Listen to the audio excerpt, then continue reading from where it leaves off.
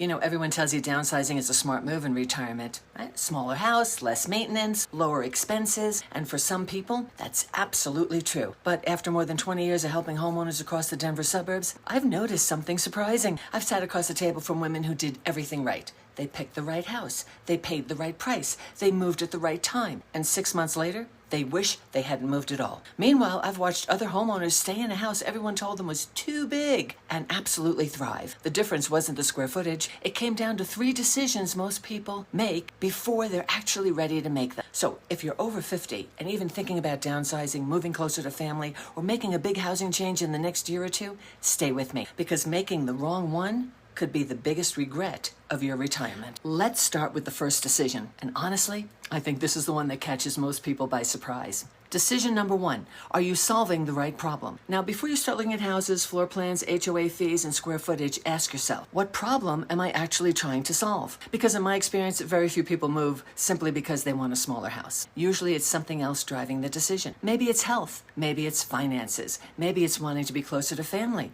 maybe it's wanting less maintenance and more freedom to travel, maybe it's a new grandchild, or maybe it's simply the feeling that the life you're living today doesn't quite fit the house you're living in anymore. And sometimes, if we're being honest, it's trying to solve a problem that a new house can't actually fix. And whether it's any of those reasons or something a house was never going to fix anyway, where you start matters. Because the right move for someone trying to reduce maintenance may look completely different for the right move for somebody hoping to spend more time with family. And that's why I always encourage people to start with the life they're trying to create before they start focusing on the house itself. Because downsizing works best when you're moving towards something, not just moving away from something. Decision 2, have you had the conversation? Yeah, this one might be the most overlooked parts of downsizing and retirement planning that I've seen. And realistically has nothing to do with the square footage, the location, or the price. It has everything to do with the conversation most families never have. Many people start making housing decisions based upon what they think is going to happen. The grandkids will visit every weekend. The kids will stay nearby. Mom and dad will continue to live independently. My best friend and I will travel together. I'll spend winters in Arizona. And sometimes those things happen exactly the way we picture them. But sometimes life has other plans. I had a client who sold a home she'd lived in for 30 years to move closer to her grandchildren. She gave up her neighborhood, her community, her friends, everything familiar to be near the family. 18 months later, her daughter's family relocated for a job opportunity. She found herself in a new neighborhood away from everything she knew, and the family she'd moved for was now 2 time zones away. Yeah, nobody did anything wrong. Nobody meant for it to turn out that way. But that conversation around what if plans change never happened. And it works the other way too.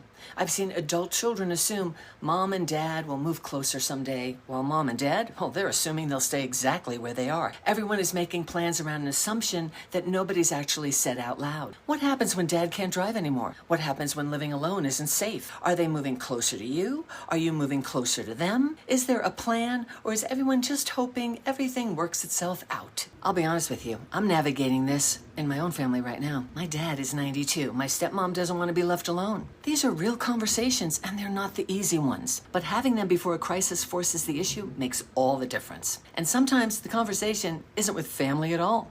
I'm seeing more and more women and men rethinking who they want to live near or even with. Shared households, neighboring units and smaller communities, close friends making intentional decisions to stay in each other's lives as they age. Think Golden Girls or People. My neighbor has her sister-in-law in the basement, her sister renting a room, and her sister's friend renting another room in her home. It works beautifully for all of them. It's not as unusual as it sounds. And for some women, it's turning out to be the best move they ever made because they built it around relationships first and real estate second. The challenge with all of this is that housing decisions often last much longer than the assumptions we build around them. A move you make at 58 may need to work for you at 68 or 72 and beyond. And the expectations that you have today about family, about independence, about who will be where, may look very different 10 years down the road. That's why I always encourage people to have these conversations before they make the move. Not because anyone can predict the future perfectly, but because understanding what everyone actually expects and what everyone actually wants can prevent some of the deepest regrets I've seen in 20 plus years of doing this. The house is the easy part. The conversations, they're harder. But skipping them is almost always where the regret starts. Oh, and hey, if you're not sure where to even begin with those conversations, I put together a simple 1-page guide to help you think it through. It's not complicated, just the right questions to ask before you make any decisions. I'll link it down below.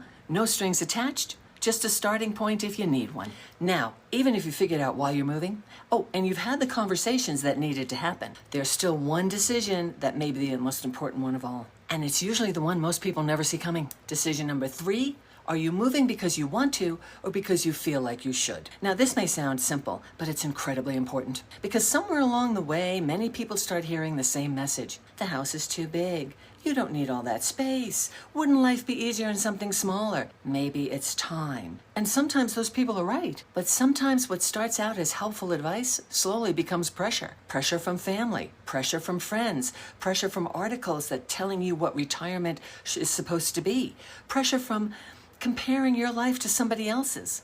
The truth is, there is no prize for downsizing first. There's no rule that says you must leave a house you still enjoy simply because you've reached a certain age. The goal isn't to have the smallest house. The goal is to have the right house for the life you want to live. And that's going to be different for everyone. You know, the happiest moves I've seen weren't driven by pressure. They were driven by purpose. People knew why they were moving, what they were moving toward, and how they wanted that next chapter of their life to look. And only you can know the difference. You know, these are the kind of conversations I've been having with homeowners across the Denver suburbs for over 20 years. And if any of this resonated with you, if you're somewhere in the middle of these decisions right now, I'd love to help you think it through. Hi, if we haven't met, my name is Peggy Dursthoff with Live Denver Suburbs, powered by HomeSmart.